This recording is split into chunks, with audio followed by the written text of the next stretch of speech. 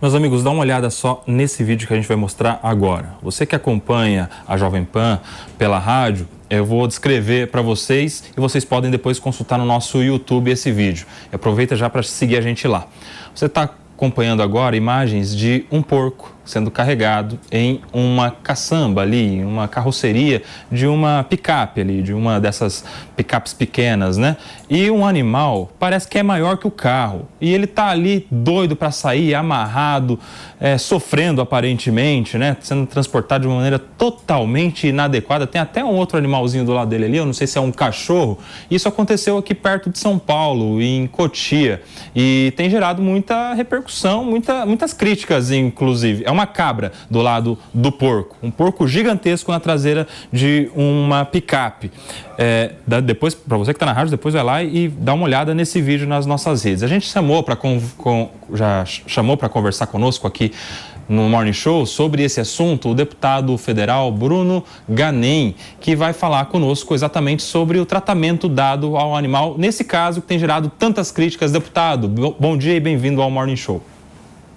Bom dia, muito obrigado. É um prazer estar aqui com vocês. Realmente é um assunto que nos revolta bastante, porque são inúmeros casos de maus tratos, situações que poderiam ser facilmente evitadas, que causam sofrimento, que causam mortes. É muito comum a gente discutir a questão dos pets, mas como vocês acabaram de mostrar, também tem a questão dos animais de uma forma geral. E uma coisa é ser abatido ou não o animal para o consumo, não tem nada a ver com evitar ou não o sofrimento. O sofrimento sempre tem que ser evitado em qualquer circunstância. Isso, todo mundo concorda com isso, mas na prática a gente sabe que é bem diferente. Deputado, como é que fica a situação do cara que está fazendo isso com esse animal? Ele pode ser responsabilizado de alguma maneira por transportar o porco, nesse caso, daquela maneira, nitidamente de uma maneira inadequada, o animal sofrendo, tentando se desvencilhar ali daquelas cordas, balançando, enfim, em um local perigoso, porque se ele escapa ali, ele é atropelado, ele pode ser atropelado na sequência por um caminhão, por algum outro veículo, gerar até um acidente para outras pessoas que não tem nada a ver com isso. Fala pra gente. Exatamente, ele pode sim ser responsabilizado, ele deve ser responsabilizado. A gente entende que nesse caso específico, o sofrimento do animal é evidente.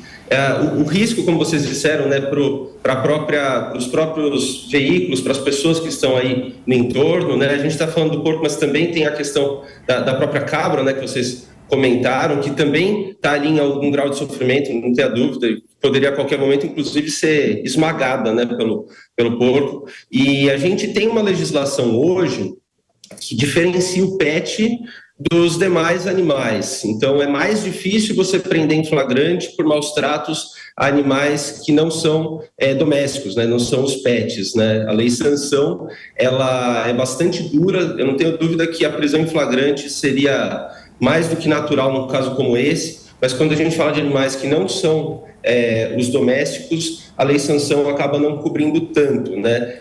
Inclusive, eu até queria entrar nesse ponto, que na época isso gerou algumas críticas à lei sanção, mas a gente que está lá na Câmara, a gente sabe que às vezes o caminho, eu não estava, né? Eu estou no meu primeiro mandato federal, mas a gente sabe que às vezes para você conseguir avanços, você precisa abrir mão de um todo para atingir um pequeno passo, e foi um passo muito importante a lei sanção, e claro que agora a gente precisa avançar em outras direções. A repercussão desse vídeo, ela mostra o quanto a sociedade já está sensível ao sofrimento animal, independente de ser pet ou não. A sociedade não tolera mais esse tipo de situação e, claro, que a lei precisa acompanhar o pensamento da sociedade.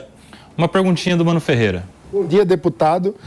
Para além do maltrato ao animal, me parece haver ali flagrantemente um risco enorme ao transporte, né? Então é algo que, imagino, vai contra o Código de Trânsito também, né? Porque imagina se aquele porco sai ali, o acidente que pode causar morte, né?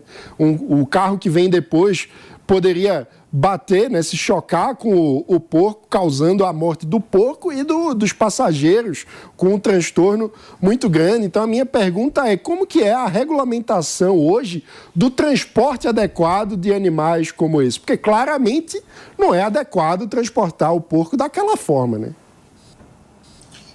Não é adequado, e eu não tenho dúvida que porque aí a lei às vezes ela deixa uma série de aberturas, né? Por exemplo, se esse porco acaba se desprendendo, é atropelado, causa uma morte e causa comoção, eu não tenho dúvida que há como argumentar de que a pessoa que fez isso daí agiu de maneira a ter um dolo eventual, pelo menos, né? Ou seja, ela assumiu o risco de matar outras pessoas, né? Meio que parecido com a pessoa que anda embriagada, ou seja, seria possível você argumentar até uma prisão em flagrante. Agora, quando não acontece, a gente vai caindo em situações muito mais, vamos dizer assim, amenas, né? Existe regra para o transporte de animais, só que essas regras vão muito mais dentro de uma lógica de multa, de coisas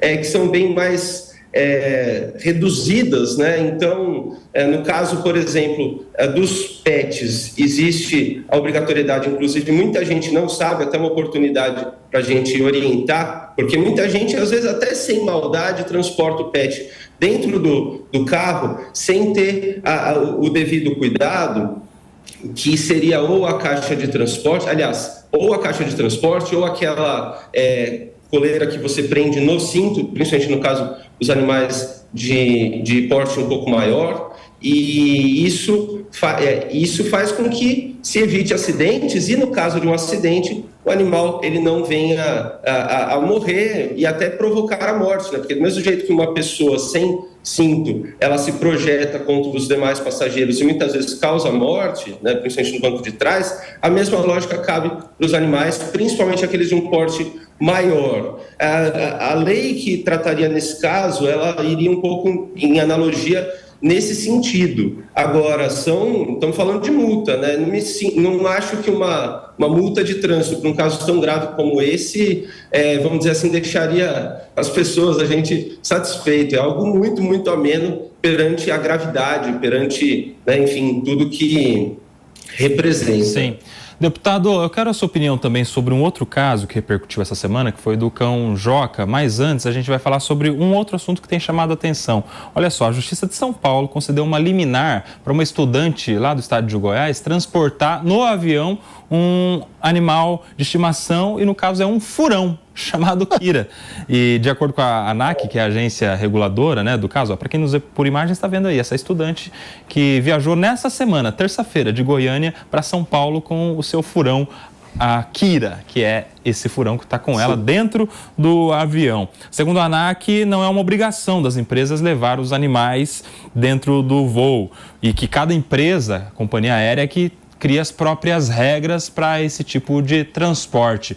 Isso nos leva naturalmente ao caso do cão Joca dessa semana, que infelizmente faleceu, morreu depois de um erro da companhia que, em vez de sair de São Paulo para Sinop, que era o destino correto do animal, levou o animal por engano para Fortaleza, ou seja, ele tinha autorização do veterinário para viajar por 2 horas, viajou por 7, não resistiu, morreu, e isso tem gerado naturalmente um grande debate a respeito de como é que funciona esse transporte de animais nos voos. Como é que o senhor está vendo todo este cenário agora, esse cenário de debate do transporte de animais em voos? Esse caso, ele remete a vários outros casos. Eu espero que essa tragédia seja, de alguma forma, uma motivação para que a gente mude as regras, porque, infelizmente, muitos animais já perderam a vida de maneira, assim, totalmente evitável, né? Como esse caso, que, enfim, teve toda uma mobilização da sociedade, mas, por exemplo, em 2021, eu estava até fazendo aqui uma retrospectiva, tiveram vários casos, inclusive, algumas situações que a gente olha e fala, como que pode, assim, a gente fingir que não está vendo o problema, sabe? Em 2021, em setembro, teve a morte de um Golden, o Zion. Em outubro, teve um outro, também o Weiser, que morreu. Em novembro, no dia 16 de novembro de 2021, nós promovemos, eu era deputado estadual, uma audiência pública com as empresas aéreas na Alesp, para tratar desse assunto. Tivemos representantes da Latam, da Gol e da Itapemirim.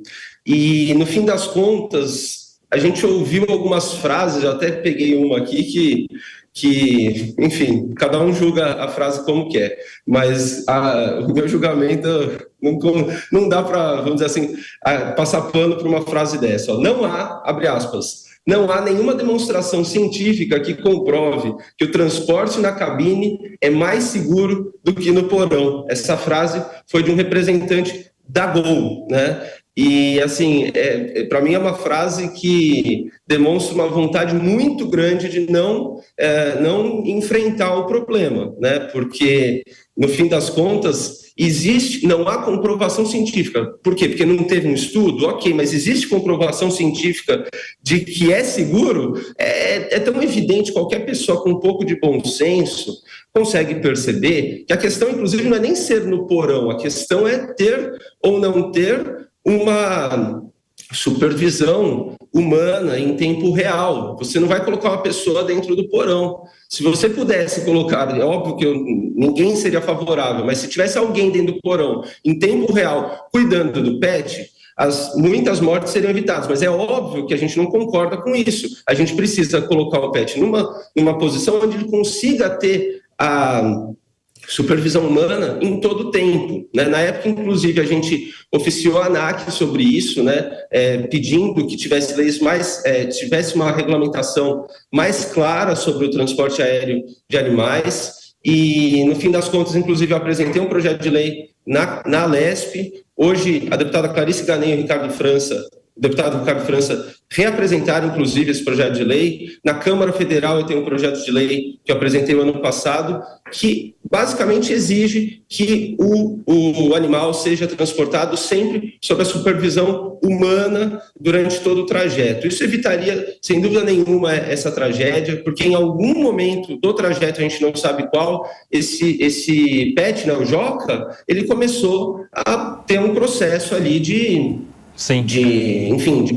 exigir uma intervenção veterinária. Sim. E, claro, como ele não tinha acesso, só foram ver, no fim das contas, quando já era inevitável. Fora outros erros no caminho, né? Tomara que todas essas normas melhorem a situação do transporte de animais, não só nas rodovias, como a gente viu o caso do porco, mas também nos voos, como é o caso do Joca. Conversamos aqui no Morning Show com o deputado Bruno Ganem, que é do PV de São Paulo, deputado federal, e que explicou melhor os processos legislativos, os projetos que estão em discussão, a legislação atual sobre o transporte de animais. Obrigado, deputado. Sempre um prazer te receber aqui no Morning Show da Jovem Pan. Muito obrigado, eu que agradeço.